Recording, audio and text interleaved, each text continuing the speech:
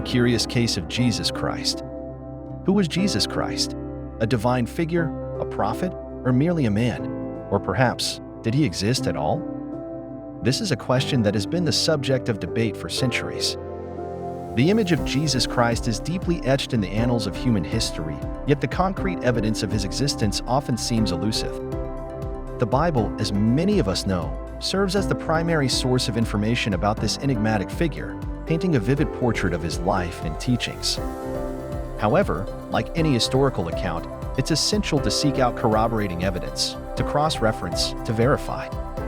So, we ask again, did Jesus Christ, the central figure of Christianity, exist as a historical entity? To answer this question, we must step outside the bounds of religious texts and delve into the world of secular history. Our quest takes us to the heart of the Roman Empire, where historians of the time pinned down their observations and accounts. We look to Tacitus, who, in his annals, briefly mentions a certain Christus, the founder of Christianity. We turn to Pliny the Younger, whose letters to Emperor Trajan discuss the practices of early Christians, centering around the worship of Christ. We then journey into the world of early Judaism, exploring the works of Josephus and the writings within the Talmud. Though these accounts might not affirm Jesus' divinity, they do acknowledge his existence and influence. We also sift through the earliest surviving Christian writings, like the letters of Paul and early Christian creeds and hymns, which, while not being historical accounts themselves, provide valuable insights into early Christian beliefs and practices. Chapter 2: Roman Historians on Jesus Christ. First, we venture into the heart of the Roman Empire, where historians Tacitus and Pliny the Younger pen their observations. Diving into the depths of Roman history, we encounter the writings of two prominent figures, Tacitus and Pliny the Younger. Their accounts, while brief, shine a light on the existence of a man known as Christ, a figure central to the Christian faith. Tacitus, a senator and historian of the Roman Empire, lived from around 56 to 117 AD. In his work, Annals, he mentions Christus, or Christ, as the founder of Christianity. He writes of Christ's execution by Pontius Pilate during the reign of Tiberius Caesar. Though brief, this non-Christian source supports the biblical accounts of Jesus' crucifixion under Pilate, adding a layer of historical validity to the biblical narratives. Then we have Pliny the Younger, a lawyer, author, and magistrate of ancient Rome. Born around 61 and living until around 113 AD, Pliny wrote letters to Emperor Trajan that provide us with another glimpse into the early days of Christianity. He describes the followers of Christ in Bithynia, detailing their practice of worshiping Christ on a specific day. This again affirms the existence of a Christ-centered religious movement in the early Roman Empire, long before it became the state religion. Both of these accounts, preserved through centuries, lend credence to the existence of Jesus of Nazareth. They provide us with a perspective outside the Christian narrative, offering a broader understanding of the historical context in which Christianity was born and grew. The Roman historians, it seems, were aware of a significant figure named Christ and his growing following. Their accounts, separate from the religious narratives, contribute to the body of evidence supporting the historicity of Jesus Christ. The Romans, it seems, knew of this man called Christ. But what about the Jews? Jewish references to Jesus Christ. We now turn to the Jewish sources, where we find mention of Jesus in the works of historian Josephus and the Talmud. Now, let's dive into the heart of Jewish literature. Our first stop is with a historian named Josephus, who lived between 37 and 100 AD. In his work, Antiquities of the Jews, he makes mention of Jesus not once, but twice. The first passage speaks of Jesus as a wise man, who performed miracles and attracted quite the following. The second passage, on the other hand, mentions the execution of James, the brother of Jesus who was called Christ. However, it's important to address the elephant in the room here. There's been some debate about the authenticity of these passages. Some scholars argue that they may have been later additions by Christian scribes. Yet, even with this contention, the references to Jesus in Josephus' works offer a glimpse into the perception of Jesus within the Jewish community during that time.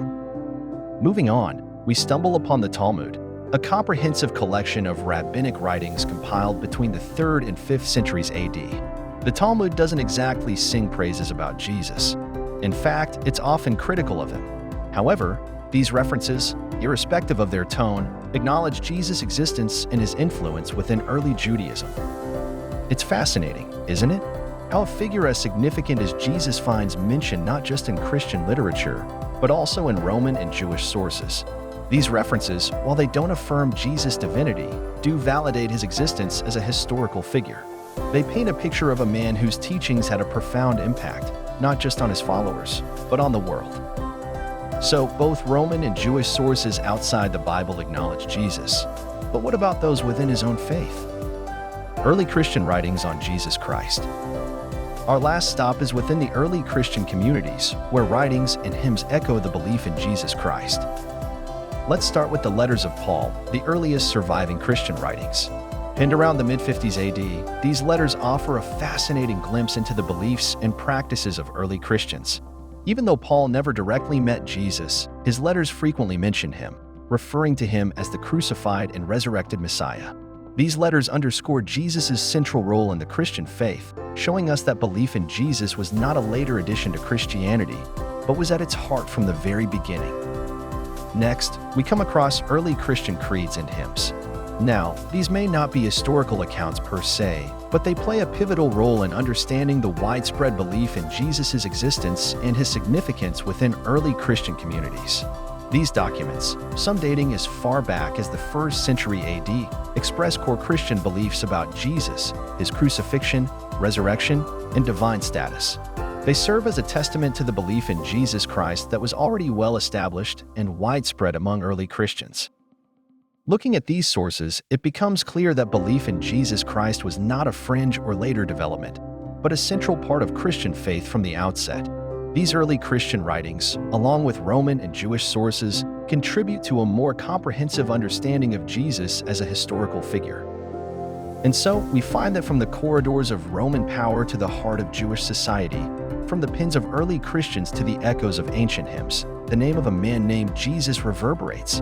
His story, his teachings, and his influence have left indelible marks on the pages of history. From Roman historians to Jewish texts to early Christian writings, the echoes of a man named Jesus reverberate through history. The historicity of Jesus Christ.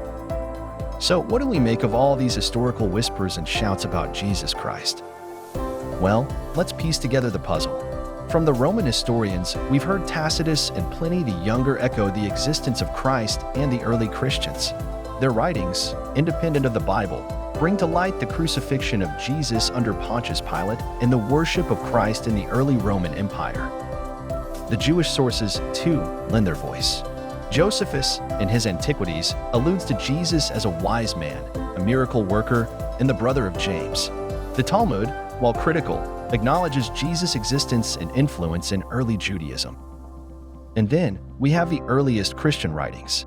Paul's letters, though not having met Jesus, speak of a crucified and resurrected Messiah.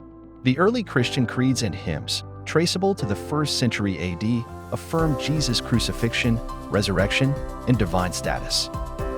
Each of these sources, from different corners of the ancient world, converge on one point: the existence of a man named Jesus. They tell us that he wasn't just a character in a religious text, but a historical figure who lived, taught, and left a lasting impact on the world.